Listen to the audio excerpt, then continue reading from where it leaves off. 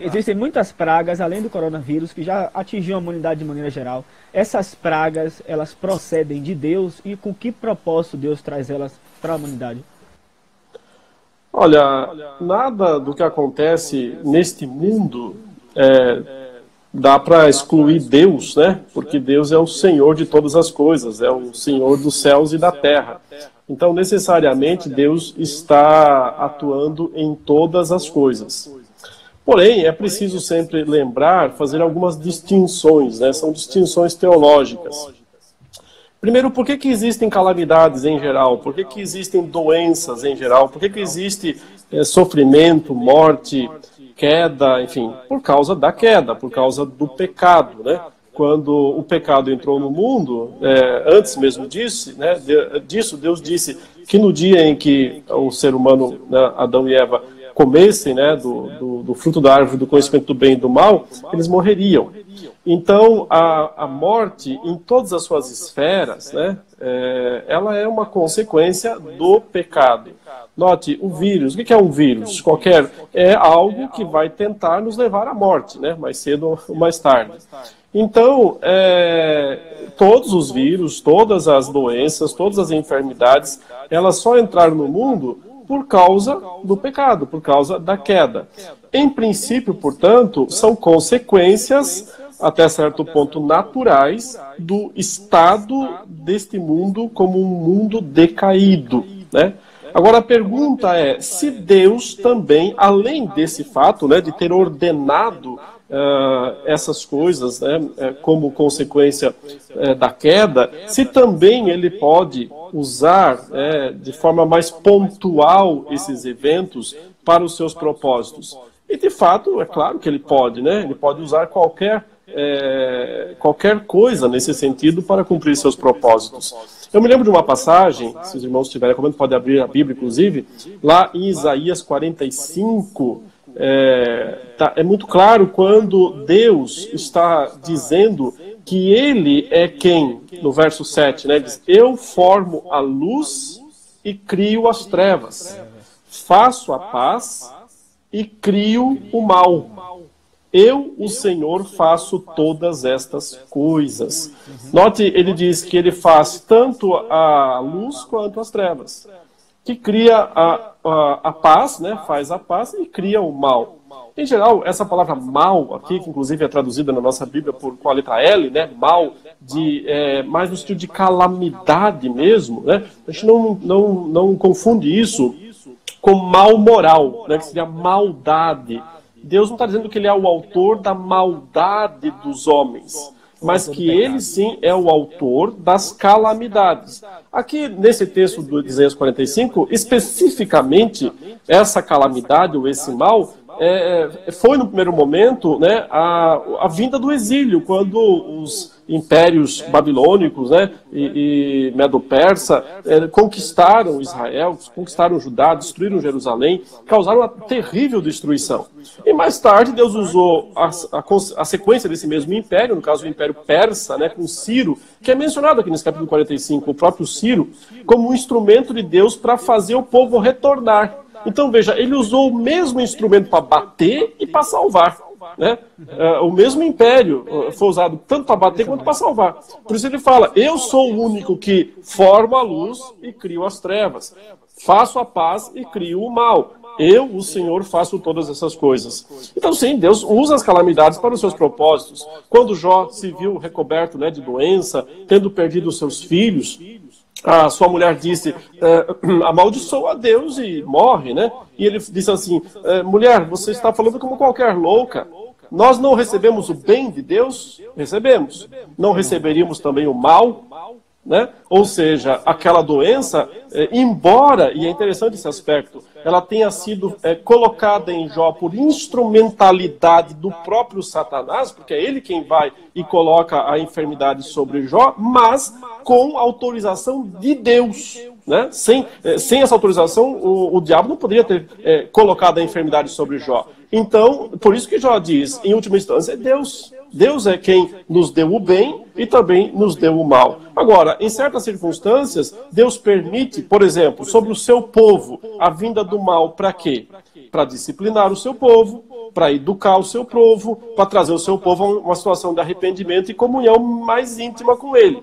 No caso do mundo, eu entendo que aí são mais anúncios de juízo mesmo, né? Anúncios como que Deus dizendo, olha, isto aqui é só um pequeno anúncio do que está por vir em termos de julgamento e de juízo sobre os homens perversos. Então as calamidades ela tem dois propósitos diferentes dependendo da pessoa. Se for para os Exato. crentes, é disciplina, pode ser disciplina, ou então vontade de Deus simplesmente, mas para ímpios é mais que isso, é juízo. Para os ímpios é juízo, para os crentes não. Porque os crentes já estão livres do juízo de Deus. O único juízo de Deus sobre as pessoas, em última instância, seria o inferno, né? Mas nós não vamos para lá, porque nós fomos salvos por Cristo Jesus. Consequentemente, estamos livres de todo juízo. Mas não da disciplina de Deus ou dos testes. E também aqui tem uma diferença, porque uma coisa é disciplina, a outra é tribulação, certo? Disciplina é quando Deus percebe que o seu povo está agindo de forma errada, equivocada, né? Desviada dos princípios que Deus quer. Então a disciplina vem para corrigir, trazer o povo de volta, certo? Tribulação ou teste, né, provação, é outra coisa. É mais para testar e amadurecer a fé, né, aos discípulos. Então, no caso do próprio Jó, ele não recebeu aquilo como disciplina. Deus não estava mandando aquela doença através de Satanás para disciplinar Jó. Aquilo era um teste, uma provação, né? Mas poderia ser em outra situação, em outro caso, que não foi aquele, sim, uma disciplina. Entendi. Pastor, o coronavírus, de certa maneira, e outras doenças, trazem muitos males, essa especificamente, mas não só males de doenças, males físicos, mas também males econômicos, financeiros. As autoridades decretaram quarentena para toda a população, decretaram também que deveria fechar as lojas e tal.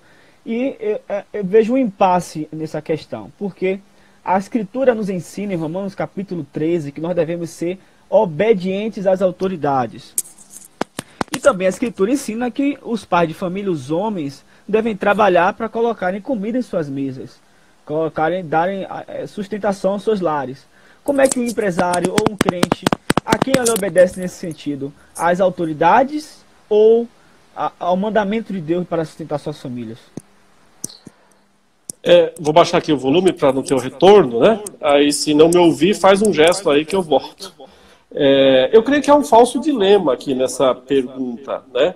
Porque, em princípio, nós temos que obedecer às autoridades enquanto elas não estão desobedecendo a Deus. Nesse caso, está sendo dito pelas autoridades que ficar em casa por um certo período de tempo é melhor, é menos risco, traz menos problemas para as pessoas. Então, a autoridade está tentando buscar o bem comum, o bem de todos. Nesse caso, nós devemos nos submeter a ela, à autoridade. Porque até aqui ela não está ferindo ainda, né, os princípios da palavra de Deus. Agora, tem um limite para isso, evidentemente, né? E o limite é justamente esse. Eu acho que quando as pessoas começarem a não conseguir mais sustentar suas casas, suas famílias, aí está na hora das pessoas se levantarem e dizer, nós precisamos, né, voltar ao trabalho, precisamos voltar às atividades. Mas isso no momento é certo, porque antecipar isso pode causar realmente mais mal, né, do que bem.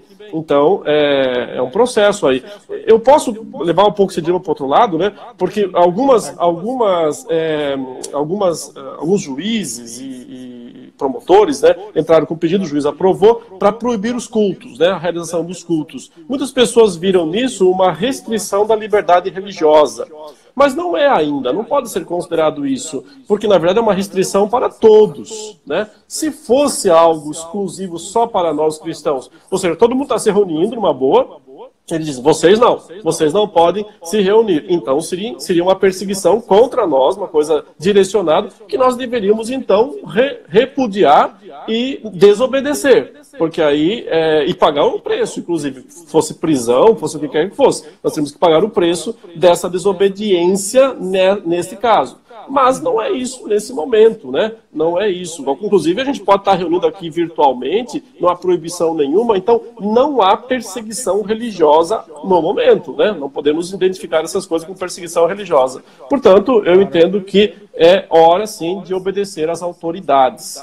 Né, e de cobrar delas também, justamente, uma vez que nos obrigam a ficar em casa, os recursos necessários para que as pessoas possam sobreviver. Né? Todo mundo vai perder um pouco nesse período, não tem jeito, mas precisamos todos sobreviver até que seja mais seguro para retornar ao trabalho. Sim? E isso também a gente deve desejar voltar o quanto antes. Ninguém deve estar contente, satisfeito com essa folga. Né? Todo mundo deve estar pensando, quanto antes eu puder voltar a trabalhar, melhor. Mas tem que voltar no tempo certo. Esse é o ideal, pastor. E com essa doença também, eu estou vendo nos jornais, que muitos jornais estão, muitos médicos espalhados pelo mundo estão lutando para desenvolver uma vacina para essa nova doença, certo? Nós vemos isso aí em todos os jornais.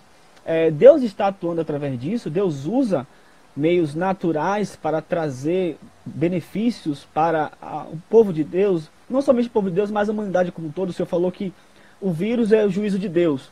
E como explicar a questão das curas dele, dos remédios que os homens criam? Olha, é interessante isso porque ao mesmo tempo em que o vírus é a disciplina de Deus, é o juízo de Deus, também a cura é a graça comum de Deus, se manifestando através do ser humano. Quando Deus usou o mesmo império, né, no caso o Império Babilônico, para disciplinar Judá, Jerusalém, e depois a descendência desse império, né, o Império Medo-Persa, o Império Persa, para abençoar e fazer Judá e Jerusalém voltar, ele estava usando o mesmo instrumento duas vezes. Um para a disciplina, o outro para a restauração. Então, sem dúvida, a graça de Deus pode permitir aos homens descobrir também a cura para essa doença e também a vacina, né, para preveni-la, sem dúvida nenhuma. O apóstolo Paulo, se você se lembra dessa passagem, lá na primeira carta a Timóteo, no capítulo 5, verso 23, ele deu um conselho para Timóteo, que era para Timóteo tomar remédio para a doença que ele tinha. Não sei se a gente percebe isso, mas quando você lê 1 Timóteo 5, 23, Paulo fala assim para Timóteo: não continues a beber somente água, usa um pouco de vinho, por causa do teu estômago e das tuas frequentes enfermidades. Então, note, Timóteo tinha, como pastor, né, ele tinha algum problema de estômago, deve ser gastrite, né, alguma coisa aí, não sei, pastor tem muita gastrite, e Timóteo tinha também, provavelmente, alguma coisa do estômago, ele fala frequentes enfermidades de estômago.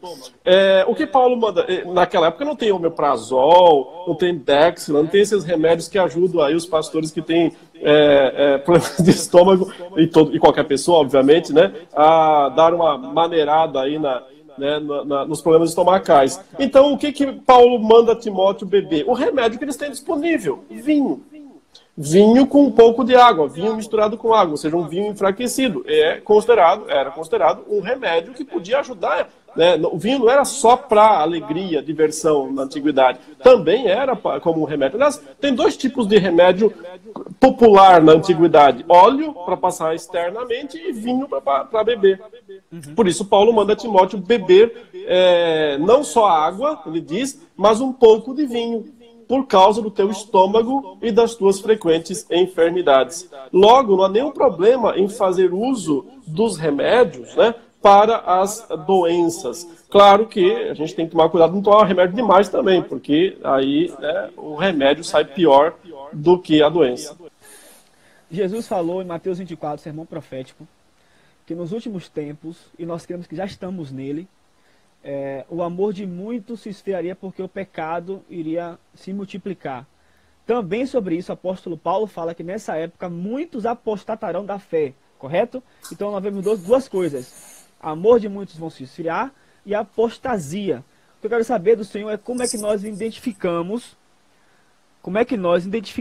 a diferença entre apostasia e frieza espiritual, ou melhor dizendo, frieza espiritual e morte espiritual. Qual a diferença entre essas duas coisas?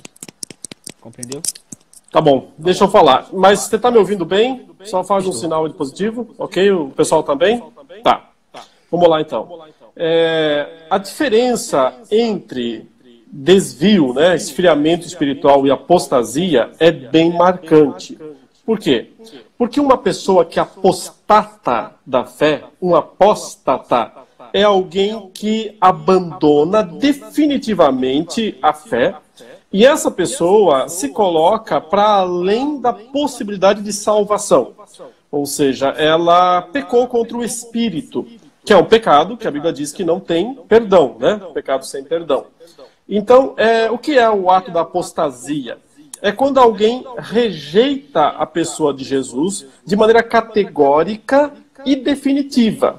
Assim, ela ultrapassa uma linha imaginária, digamos assim, botou o pé para o outro lado, e então não tem como retornar, né? Ela está sem possibilidade de salvação. O desviado, ou aquele que esfriou espiritualmente, é alguém que se afastou dos caminhos de Deus, né? De maneira que ele precisa retornar aos caminhos de Deus, mas ele não está sem a salvação, ele não perdeu aquilo que ele não pode perder, na verdade, né? Que é a sua salvação. Vamos usar dois exemplos. Na noite em que Jesus foi traído, né, e foi morto, dois discípulos negaram a Jesus no mesmo momento. Quem? Pedro e Judas, certo? Os dois negaram a Cristo. Mas a gente pode dizer, um apóstata. O outro, podemos dizer, um desviado, né? Então, quem é o apóstata da história? O apóstata é Judas. E o desviado é Pedro. Judas, mas a negação dos dois foi muito parecida, né? Tanto a de Pedro quanto a de Judas foi muito parecida, né? Pedro disse, não sei quem é essa pessoa, não o conheço. E Judas já o havia negado e vendido pelas 30 moedas de prata. Mas qual é a diferença entre os dois? A diferença está que um é um salvo e o outro nunca foi. Aquele por quem é o salvo, o Senhor Jesus intercedeu por ele, ele próprio disse a Pedro antes, né, olha Pedro, quando você vai me negar, mas eu vou rogar ao Pai para que a tua fé não desfaleça. Com Judas, Jesus não fez isso. Ao contrário, ele disse, o que tiver que fazer, vai e faça depressa. Depois o que acontece? O Pedro volta arrependido. O Judas não volta. Então, o apóstata é aquele que nunca volta. Porque ele se separou definitivamente, né, da igreja, da comunhão, da vida com Deus. Ele não volta. O desviado é um filho que volta. Como o filho pródigo. O filho pródigo foi embora, mas voltou. Porque era filho, né? Um filho nunca deixa de ser filho. Ele podia até dizer, não, o senhor não é mais meu pai. Mas isso não ia adiantar nada, não ia resolver nada. Ele continuaria sendo filho do pai dele, né? Então, na verdade, é assim que funciona. O apóstata é alguém que nunca foi filho e, portanto, quando ele se desvia, quando ele vai embora, ele apenas mostra, né, evidencia que ele jamais foi, de fato, um filho. Então, o crente verdadeiro, mesmo fraco, ele se enfraquece, mas ele retorna. E aquele que nunca foi salvo, ele se afasta completamente e nunca mais volta. É isso? É isso. O senhor citou a blasfêmia contra o Espírito Santo, e muitas pessoas têm essa dúvida, porque por causa do movimento pentecostal e algumas interpretações que eles têm sobre o que é batismo com o Espírito Santo, por exemplo, uma pessoa rodando na igreja, caindo, fazendo bagunça, e se a pessoa falar contra aquilo, eles dizem que aquilo ali é blasfêmia. E aí já gerou uma multidão de pessoas que acham, por ter criticado movimentos escandalosos, que se dizem cristãos, que elas cometeram o pecado da blasfêmia contra o Espírito Santo. Como identificar isso? Uma pessoa que tem essa dúvida. O apóstolo Paulo diz que muitos dos que haviam se convertido com a pregação dele foram blasfemos anteriormente. O sentido é que eles também falaram coisas contra Deus em algum momento. Mas isso não significou, de forma alguma, né, a impossibilidade da salvação daquelas pessoas. Quando a pessoa se arrepende das coisas erradas que falou, mesmo que foi contra Deus, ela pode ser perdoada. E sem falar que, muitas vezes, falar mal também de certos ministérios por aí, longe de ser uma blasfêmia, é uma coisa muito positiva, porque os próprios ministérios são verdadeiras blasfêmias, né, contra Deus.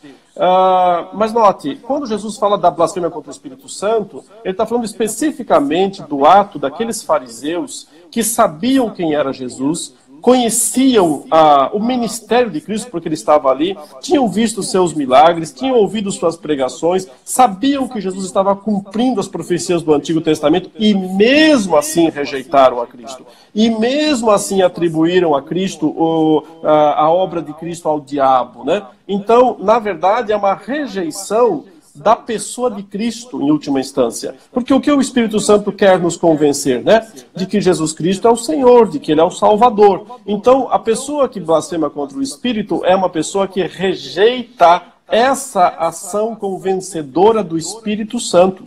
Por isso que ela não pode ser salva, porque ela está rejeitando a própria salvação. Vamos usar um exemplo aqui. Suponha, agora temos a vacina contra o coronavírus, certo? Suponha que ela exista já.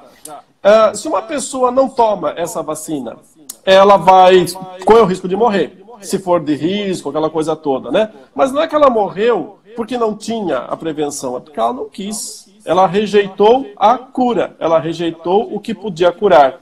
Assim, quem rejeita o testemunho do Espírito Santo a respeito de Jesus, né, para a nossa salvação, ele não é salvo, mas não porque não tem salvação. Salvação existe, está ali. Ela foi conquistada por Cristo Jesus, mas a pessoa não quer tomar o remédio. Então é por isso que ela não tem salvação. É por isso que quem peca contra o Espírito Santo não tem perdão. Porque, na verdade, é uma rejeição do próprio perdão. Entendi, pastor. Entendi. Uma outra dúvida, pastor. Temos um estudo de caso, na verdade, um caso concreto que aconteceu nas Escrituras, está relatado em 1 Coríntios, no capítulo 5, onde um jovem, um rapaz, teve relações sexuais com a esposa do seu pai. Paulo fala isso em 1 Coríntios, capítulo 5, no decorrer do capítulo. Ou seja, a sua madrasta, né? Sim. Madrasta. E ele fala que aquela pessoa deve ser expulso da comunidade e aquela pessoa deve ser entregue a Satanás. Ele usa esse termo. Entregue ele a Satanás. O apóstolo Paulo, em 1 Timóteo, se não me engano, capítulo 2, ele fala também de duas pessoas, Alexandre e Himeneu. Ele também fala que entregou essas duas pessoas que eram cooperadores naquela igreja a Satanás, para aprender a não mais blasfemar. Eu queria que o senhor me explicasse o que significa isso, entregar a Satanás. Qual é, na prática, acontece com a pessoa, o que acontece com ela? Então, note, de fato, são duas passagens que mencionam isso, né? O apóstolo Paulo mencionando um ato de entregar alguém a Satanás, mas ele mesmo não nos explica o que exatamente isso significava, né?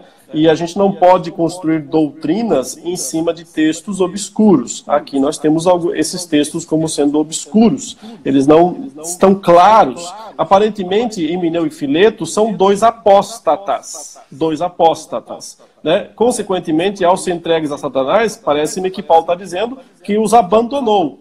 E que eles agora estão perdidos. E que não tem salvação para eles. Certo? Mas no caso do homem lá em Corinto, parece que o propósito era outro, né? O propósito, nesse caso, era disciplinar aquele homem, porque Paulo fala que, na segunda carta, Paulo diz que eles agora deviam trazê-lo de volta à igreja, porque ele já tinha sido devidamente disciplinado. Então, me parece que são as duas coisas, né? Significa tanto que a pessoa... A ideia é de excluir a pessoa, né? Os dois são excluídos da igreja. Ao ser excluídos da igreja, eles estão, de alguma forma, à mercê do diabo, de Satanás. Mas isso pode ser tanto para um convencimento para que a pessoa retorne, né? No caso de um desviado, ou pode ser uma simples punição, uma entrega, no caso de um apóstata. Mas, como eu disse, isso é o máximo que nós podemos falar sobre este texto, porque ele não tem aí grande explicação adicional sobre isso. Tá bom, então nós não temos claramente o que significa entregar a Satanás. Seria aquilo mais ou menos que aconteceu com Jó, onde Deus permitiu que Satanás tocasse nele em algumas coisas, seja qual o propósito for, para trazê-lo ao arrependimento ou simplesmente para afligir a sua alma, quando se trata de uma pessoa que não é cristã, por exemplo. Mas no caso de Jó, ele não foi entregue a Satanás, né? O Jó sempre esteve perto de Deus, e Deus nunca o abandonou em momento algum. Então, Jó não foi posto para fora da aliança, digamos assim, do relacionamento com Deus. Mas esses dois casos, tanto o do homem adúltero lá de Corinto, quanto Himeneu e Fileto, parece-me que é exclusão. Eles estão sendo postos para fora da comunidade, né? Consequentemente, eles estão à mercê do diabo, né? É o máximo que nós podemos dizer. Mas note, quem fez isso? Paulo, né? Ele tem lá uma inspiração divina para fazer. Eu acho que nós não temos autorização hoje para usar essa linguagem, né? Porque ela não foi instituída pela igreja. Então, nós seguimos a linguagem de Jesus, quando ele nos estabelece em Mateus 18, os passos da disciplina. Note, o último desses passos da disciplina é considerar gentil e publicano, exclusão. Certo? Então, isso que deve ser entregar a Satanás em última instância. Mas nós não temos lá a autorização para usar essa linguagem. Então, Entendi. Melhor nós dizemos, exclusão, gentil e publicano. Entendi. A gente falou aqui um pouco sobre frieza espiritual. Quais os conselhos o senhor daria para crentes que estão passando por essa dificuldade de frieza? Como eles podem sair dessa situação? O único jeito é sempre retornando ao ensino bíblico, à leitura, à oração, a buscar a presença de Deus, usar os meios de graça que Deus disponibiliza. Quais são os meios de graça, né? A exposição das Escrituras, a oração e a disciplina também. A própria disciplina é um meio de graça de Deus, só que às vezes as pessoas que estão sendo disciplinadas, elas não percebem, elas não levam a sério a disciplina de Deus, né? Então, é fazer uso dos meios de graça. Ok, voltando aqui para Mateus 24, quando Jesus fala que, no versículo 14, se eu não me engano, que o evangelho do reino será pregado em todo o mundo, então virá o fim, isso significa que há alguma relação entre a pregação do evangelho e como ele entra nas nações com o fim do mundo? Sim, tem muita relação, porém não é cálculo matemático, né?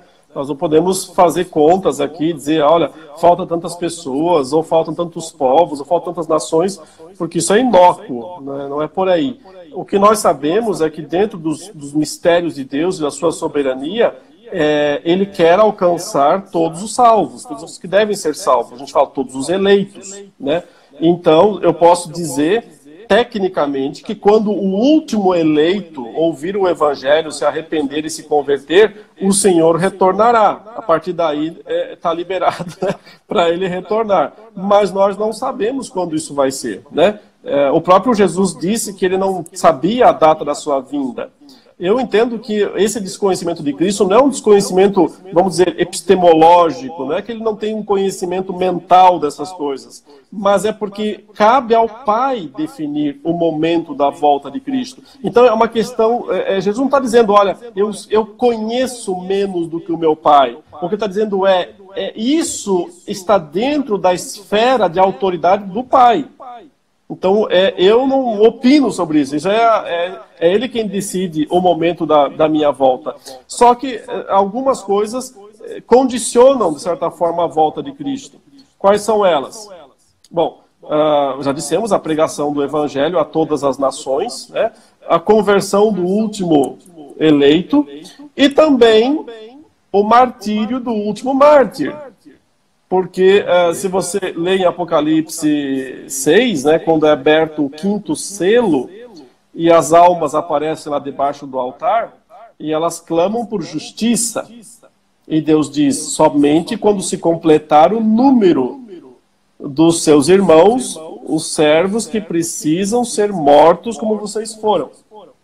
Então, quando o último mártir cair, né, por Jesus Cristo, a justiça, o juízo será feito. O senhor falou aí da vinda de Cristo. Eu queria saber mais um pouco o que o senhor pensa sobre isso. A vinda de Cristo é iminente? Ele pode voltar a qualquer momento, exatamente agora? Sim, porque nós não temos certeza de como é que se interpretam alguns textos. Note, o próprio Paulo condiciona a volta de Jesus ao aparecimento anterior do anticristo. Certo? Então, ele diz, olha, ninguém de nenhum modo vos engane, porque isso não acontecerá. O que é isso? A volta de Cristo. Sem que antes venha primeiro a apostasia e seja revelado o iníquo, o filho da perdição, enfim, o anticristo. Então, é a própria Bíblia quem diz que algumas coisas têm que acontecer primeiro. Tem que vir o homem da iniquidade. A menos que ele já veio e nós não sabemos, né? Talvez um sistema, alguma coisa assim. Mas eu tenho a tendência de acreditar que o anticristo não é um sistema, mas um homem. Né? Alguém que se contrapõe a Cristo. Cristo foi um homem, é um homem, o anticristo também. É mais ou menos essa comparação que eu faço. Então, por isso, eu entendo que, como o anticristo ainda não veio, a volta de Cristo é iminente, mas não quer dizer agora, não quer dizer hoje. Porque pode ser daqui 1 ano, 2 anos, 10 anos, ainda assim ela é iminente, ela é breve. Né? Porque o cristão, na verdade, tem que estar sempre preparado para a volta de Cristo. Jesus disse que é como um ladrão na noite. Mas a noite é longa também. E justamente por isso que tem que esperar. Se fosse curtinha, ninguém precisava estar preparado. Mas ela é longa, a pessoa cansa. Então, o próprio Jesus já disse que tem um cansaço aí. Que tem um sono aí, que tem um tempo de espera. Né? E que o crente tem que ficar acordado a noite inteira. Ou seja, ele tem que estar o tempo todo esperando a volta de Cristo. Verdade, pastor. Tem 2 versículos na Escritura que geralmente é muito usado para justificar a doutrina, a ideia de um arrebatamento secreto. Se aparece esses versículos aqui, eu quero ler para o senhor. São Mateus 24, 40 e 41 e Lucas 17. Eu vou ler aqui. Então, estando 2 no campo, será levado um e deixado o outro. Estando 2 moendo moinho, será levado uma e deixado a outra. Agora o texto de Lucas 17 diz o seguinte: digo-vos que naquela noite estarão 2 numa cama, um será tomado e o outro será deixado. 2 estarão juntas moendo, e uma será tomada e outra será deixada. 2 estarão no campo e um será tomado e outro será deixado. Esses versículos de Mateus 24 e Lucas 17 ensinam o arrebatamento secreto? E se não, o que eles significam então? Eles podem ensinar o arrebatamento, porém não secreto. Certo? Essa ideia de secreta, de volta secreta, né, de Jesus, ela não tem fundamento bíblico. É muito mais um fundamento que certos grupos teológicos construíram, né, mas que não encontra respaldo, no meu entendimento, na Escritura. Então, pode ser que sim, essas passagens falem do arrebatamento, o Senhor Jesus vem e leva um e deixa o outro. Ele resgata, vamos dizer assim, o que aconteceu lá em Sodoma e Gomorra, não foi um tipo de arrebatamento? Foi. Tirou Antes que Ló, chovesse, a sua família. Isso, antes que chovesse fogo e enxofre sobre Sodoma e Gomorra. Então ele vem e tira, mas não foi nada secreto. O Senhor vem e retira o seu povo e em seguida já destrói os inimigos. O que aconteceu no dilúvio também, o Senhor resgata o seu povo na arca, enquanto que os ímpios estão sendo destruídos pela mesma água. Né? Então são tipos de arrebatamentos do Antigo Testamento que eu entendo que se aplicam ao arrebatamento do fim dos tempos. O Senhor vem e tira o seu povo para destruir, porque ele não vai destruir o justo com o perverso, ele não vai destruir o seu povo com os inimigos juntos. Mas se você ler no próprio Mateus 24, que é onde no final tem essa expressão, né, um será tomado, outro será deixado, eu gostaria de ler a partir do versículo 21, se possível aqui, né, quem tiver em casa pode abrir a Bíblia. Lá no verso 21 de Mateus 24 fala assim: porque nesse tempo haverá grande tribulação, como desde o princípio do mundo até agora não tem havido e nem jamais haverá. Então fala da tribulação. Não tivessem aqueles dias sido abreviados, ninguém seria salvo. Mas por causa dos escolhidos, tais dias serão abreviados. Então, se alguém vos disser, eis aqui o Cristo, ou ei-lo ali, não acrediteis. Porque surgirão falsos cristos e falsos profetas, operando grandes sinais e prodígios para enganar, se possível, os próprios eleitos. Vede que vos tenho predito. Portanto, se vos disserem, eis que ele está no deserto, não saiais. Ou ele está no interior da casa. Não acrediteis. Porque assim como o relâmpago sai do Oriente e se mostra até no Ocidente, assim há de ser a vinda do Filho do Homem. Então ele está dizendo que a vinda dele é pública e notória. E que não tem esse negócio de vinda secreta, só para um grupinho, só para uns, só uns vão ver. Quando ele vem, é dessa maneira. Como o relâmpago que sai do Oriente e se mostra até no Ocidente. Então, público e notório. A volta de Cristo é visível, não é secreta, é pública. Exatamente. Na sequência ele continua, ele vai explicar um pouco mais do que ele acabou de mencionar, a tribulação, né? No verso 29. Logo em seguida, a tribulação daqueles dias, que ele mencionou no verso 21, tribulação como nunca houve, nem nunca mais haverá. Ele fala, logo em seguida, a lua não dará mais a sua claridade, as estrelas cairão do firmamento, os poderes do céu serão abalados. Então aparecerá no céu o sinal do Filho do Homem. Todos os povos da terra se lamentarão e verão o Filho do Homem vindo sobre as nuvens. Geralmente, quem defende o secreto do arrebatamento fala que ele vem sobre as nuvens e recolhe a sua igreja de forma secreta. Mas o texto está dizendo, ele vem sobre as nuvens e todos os povos da terra verão. E se lamentarão, porque ele vem com poder e muita glória. E é nessa vinda pública e notória que ele vai enviar, diz o verso 31, e ele enviará os seus anjos com grande clangor de trombeta, os quais reunirão os seus escolhidos. Aí pode ser um arrebatamento, está tirando os seus escolhidos. Ele está trazendo Ló para fora de Sodoma. Ele está trazendo o seu povo dos quatro ventos da terra, né? E então, em seguida, o mundo será destruído. Os ímpios serão destruídos. Então, não ensina arrebatamento secreto essa passagem de Mateus e nem a de Lucas. Todas as vezes que a volta de Jesus é descrita, é com clangor de trombeta, é com nuvens, é com raio, todo olho verá, ou seja, não existe negócio de aperta e o cinto do piloto sumiu, né? O arrebatamento não é secreto, se ele acontecer, ele é público e notório. Amém, pastor. Obrigado pela sua resposta, foi muito clara. Falando agora sobre a questão ainda dos últimos dias. O senhor leu um texto aí que falou que vai ter muitos falsos profetas que vão fazer muitos falsos sinais. Eu quero saber, falso não, eu quero saber do senhor, essa questão. Esses sinais que a Bíblia fala, que tanto o anticristo como esses falsos profetas vão fazer, são sinais verdadeiros, são milagres verdadeiros, são falsos milagres. Então esses milagres não são embuste, eles realmente vão acontecer. Isso, então podem ser milagres verdadeiros, mesmo de origem maligna, né? Essa é a minha dúvida, pastor, só incrementando. Mas, realmente, pode acontecer, mas como é que isso, de certa forma, não iria enganar o povo de Deus? Porque o Senhor disse, o Senhor usa os milagres para testificar os apóstolos, para testificar Jesus Cristo, por exemplo. Eu li essa passagem ontem de Lucas. Os fariseus perguntaram a ele quem era ele para perdoar pecados. Ele falou, para provar que o Filho do Homem tem poder para perdoar pecados, ele perdoou e curou o homem ali na frente deles. Então, aquele sinal testificava o seu chamado.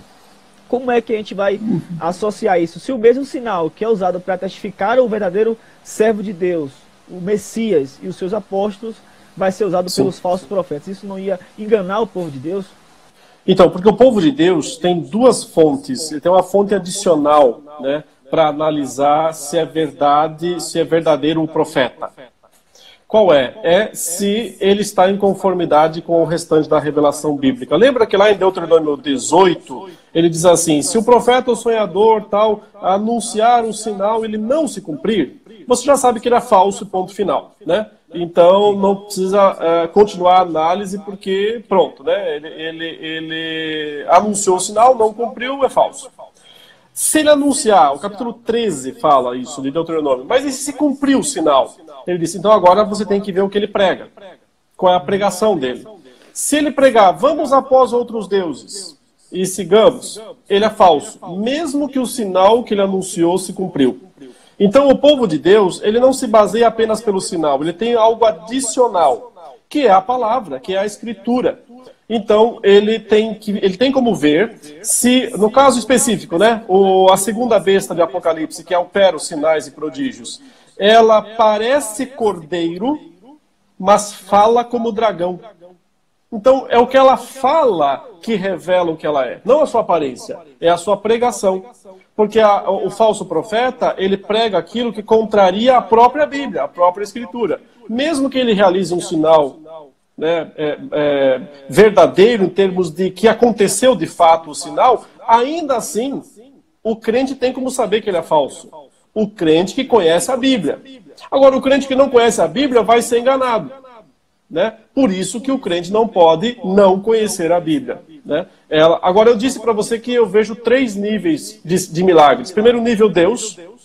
Ele pode fazer para bênção ou para juízo. Segundo nível, o diabo. Aí sempre é para enganar. Se possível, até os eleitos. Né? Mas eles não serão enganados porque eles têm a Escritura para defendê-los. Terceiro nível, aí sim são milagres psicológicos, eles são falsos mesmos. Eles são mais supostos milagres que as pessoas falsificam para si mesmas. Né? Aquele chamado efeito placebo. Muitas pessoas têm isso, acham que teve um milagre, mas foi só uma coisa da emoção e da hora. Né?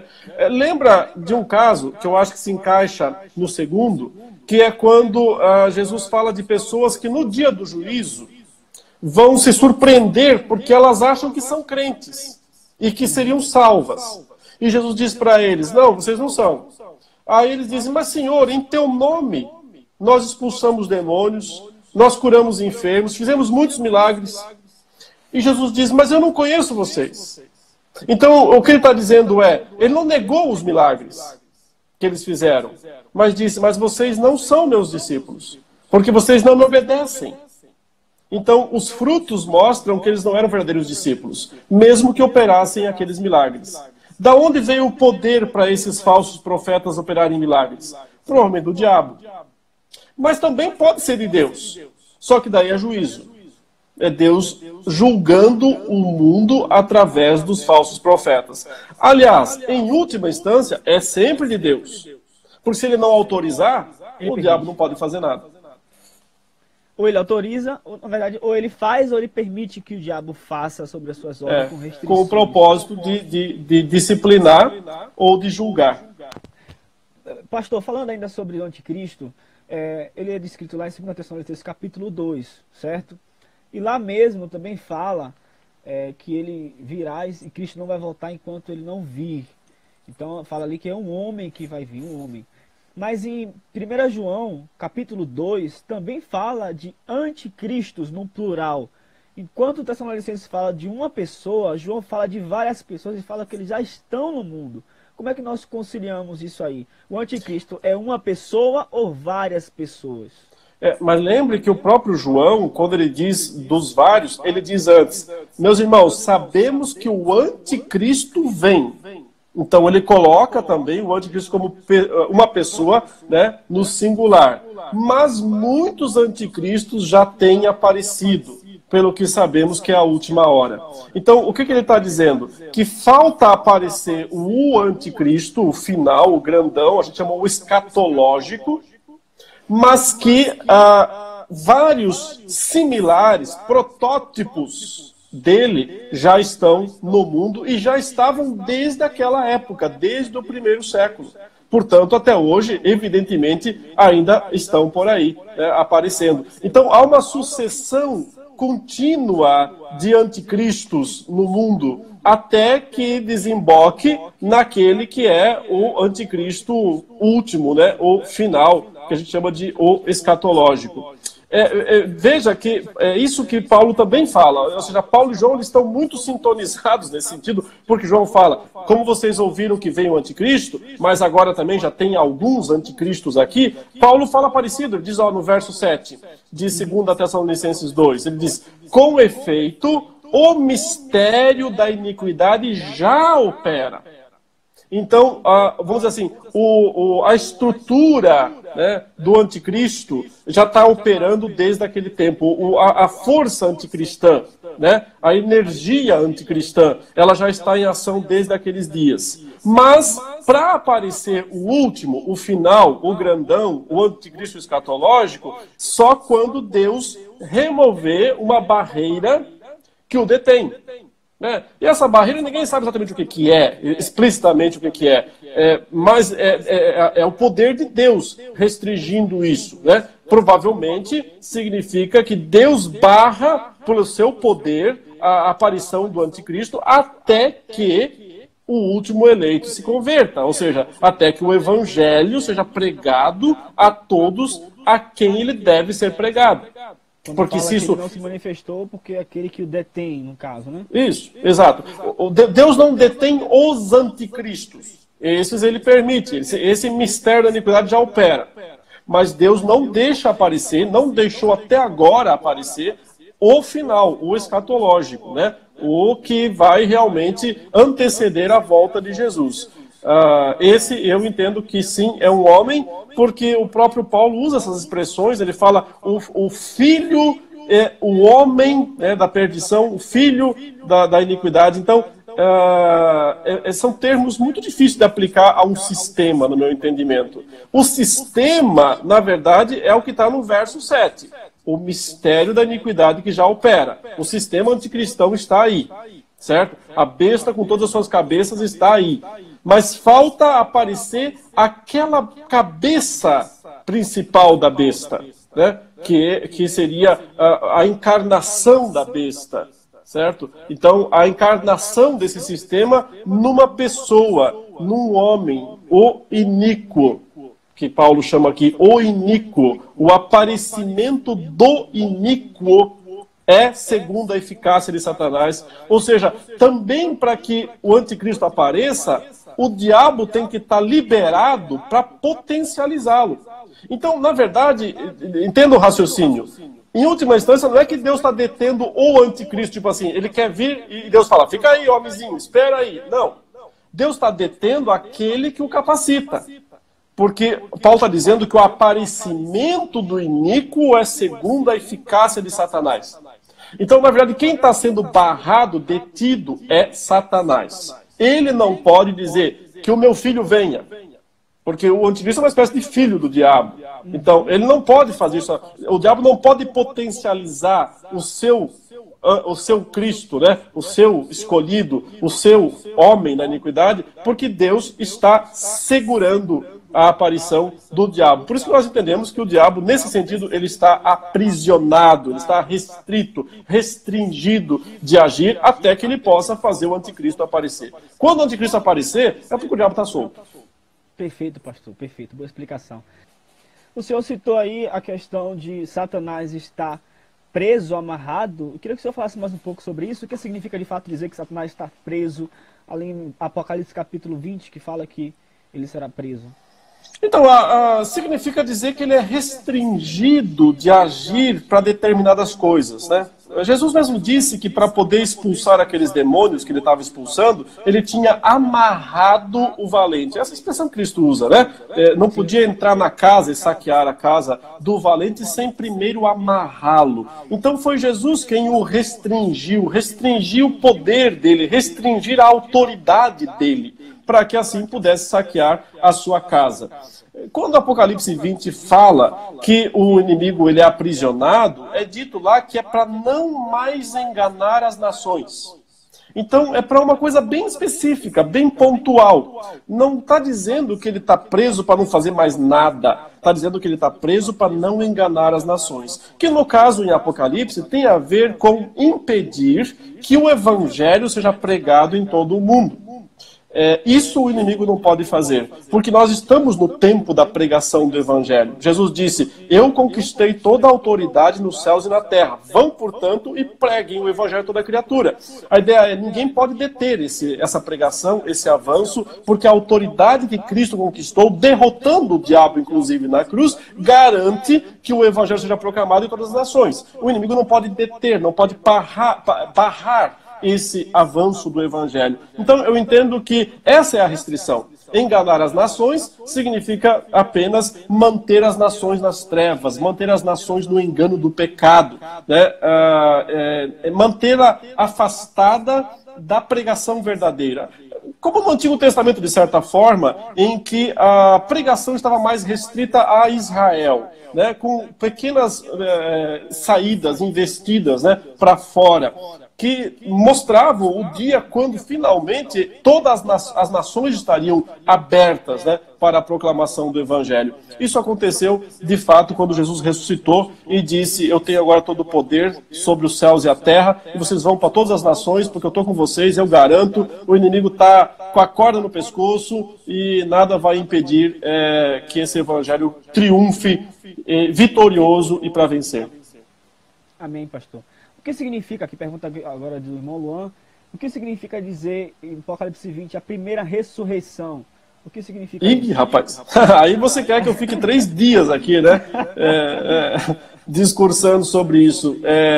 Essa é minha pesquisa atual, né? Estou fazendo um segundo estudo de doutorado sobre esse ponto, especificamente o significado da primeira ressurreição, né? Nós, resumo. Você está de brincadeira, né?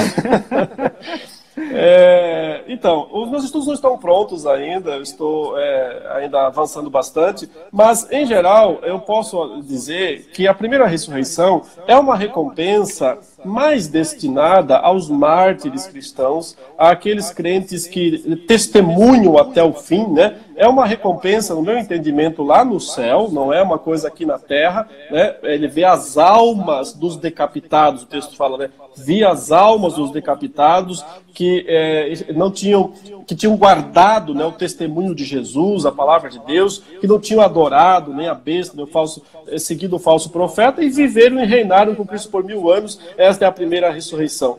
Então eu interpreto... Deu uma pausadinha aqui, mas acho que voltou. Eu interpreto a primeira ressurreição como sendo essa recompensa especial, especialíssima aos mártires cristãos que sobem ao céu numa posição de grande destaque, né, em forma de alma, são as almas que João está vendo lá no céu, eles sobem até lá numa posição de grandíssimo destaque, de recompensa extraordinária. Os demais crentes, não é que eles não são recompensados no céu, claro que eles são, mas eles não podem querer ter a recompensa dos mártires, né? A recompensa dos mártires é um galardão diferenciado, um galardão especial. Então são basicamente esses, no meu entendimento, que usufruem desse status de primeira ressurreição, né? Eles estão antecipando, de certa forma, uma coisa que será de todos. Todos os cristãos terão isso. Mas eles têm antecipadamente isso. Eles antecipam, eles são as primícias. Eles têm isso antes dos outros. Porque eles são aqueles que deram as suas vidas por Cristo Jesus, né? Deram o seu sangue de fato. Eu sempre falo para os nossos irmãos, né, que ficam meio chateados, dizendo: mas então eu não vou ter essa recompensa, só os mártires. Eu digo: calma, irmão, tem vaga, né? Se você quiser também ter essa recompensa, tem vaga. Ainda não morreu o último mártir, certo? Você pode ter essa recompensa também. É só estar disposto, de fato, a dar a sua vida. Morrer por Cristo. Então, não fique triste, né? Tem chance para todo mundo.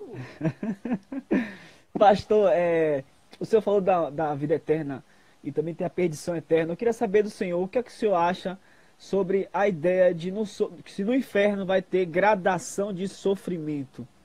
Vamos falar sobre o céu também, mas eu queria que o senhor falasse primeiramente no inferno. Ou, no lago de fogo, vai ter gradação de sofrimento ou todos vão sofrer iguais? Por exemplo, vou dar um exemplo, Hitler e uma do nosso século, por exemplo, eles vão ter o mesmo sofrimento no juízo final e no lago de fogo? É provável que o Hitler tenha uma posição melhorzinha do que muita gente, né, hoje em dia, eu acho, mas... Travou? Opa, voltou. Tá bem. Veja só, sim, claro que vai haver gradações. Deus é justo, né? Ele não vai colocar todo mundo na mesma situação. Assim como no céu não vai estar todo mundo na mesma situação, Deus dará galardões diferentes aos seus servos. No inferno, da mesma maneira, né? Nota que Jesus até disse isso. Ele falou: aquele que conheceu a vontade do seu Senhor e não fez, será punido com muitos açoites. Aquele, porém, que não conheceu a vontade do Senhor, que conheceu, não, melhor, o que não conheceu e também não fez, então tem menos conhecimento, será punido com menos açoites. Então, o próprio Jesus está dizendo que o grau de conhecimento que uma pessoa tem implica no juízo, né? na severidade do juízo. Logo, uma pessoa como Hitler, que não tinha um grande conhecimento do Evangelho, é possível que ele seja menos punido do que pessoas de hoje em dia com grande conhecimento do Evangelho, mas que não o obedecem. Então eu sempre digo o seguinte: o conhecimento é o fator decisivo para o julgamento. É ele quem define o galardão. E sobre o céu, o galardão? Vai haver também gradação de galardão no céu, um vai receber mais que outro, isso não vai ter gerar nenhum tipo de problema entre os irmãos? Olha, se gerar, né, se alguém ficar com ciúme do galardão do outro, achar que não recebeu o que é devido, ele vai acordar e perceber que ele está no inferno, que ele não está no lugar certo, entendeu? Ele está tendo um sonho de que ele está no céu, mas ele vai acordar e ver que está no inferno. Porque não tem espaço no céu para ciúme, para inveja, para nada disso.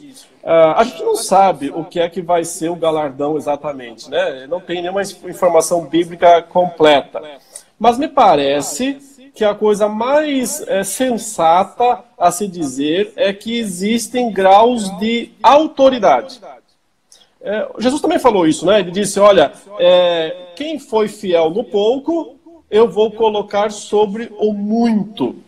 Quem foi infiel vai ficar não vai estar lá sobre o muito, né? Então, autoridade, graus de autoridade. Isso, veja, existe até na Trindade, né? Pai, Filho e Espírito Santo, você vê uma hierarquia.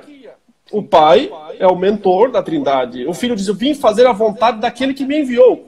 Ou seja, pai e filho, eles são iguais em essência, em poder, em eternidade, em santidade, em tudo igual.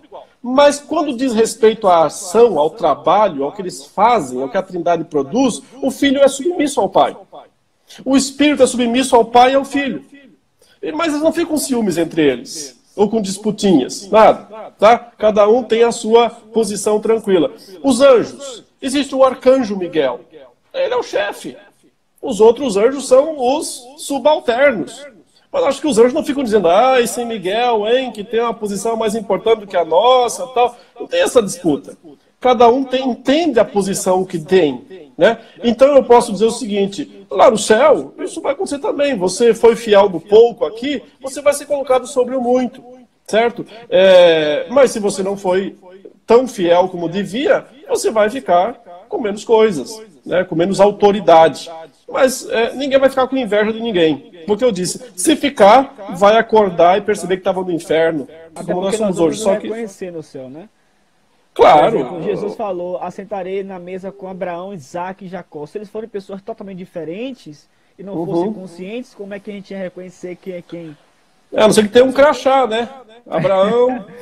Não, mas agora da passagem da transfiguração, Elias e Moisés aparecem no monte e eles são reconhecidos pelos discípulos. Isso. É que tinha um crachá, Elias, e outro tinha um crachazinho, Moisés. Provavelmente não, né? Então, sim, eles aparecem e são reconhecidos.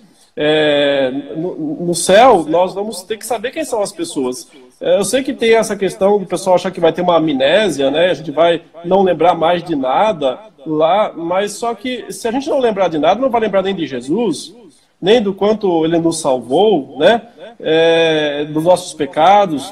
Então, quando, por exemplo, Isaías fala que não haverá lembrança das coisas passadas, tá? O que ele está querendo dizer é que não vai mais nos machucar, não vai mais produzir em nós sofrimento.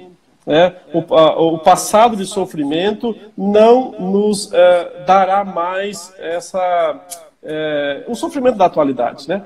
Sobre isso, inclusive, se me permite, né, eu vou começar na semana que vem um curso online chamado As Profecias Bíblicas e o Fim dos Tempos, que vai ser no nosso Instituto Reformado, Os irmãos que quiserem se matricular, é só entrar no site institutoreformado.com.br.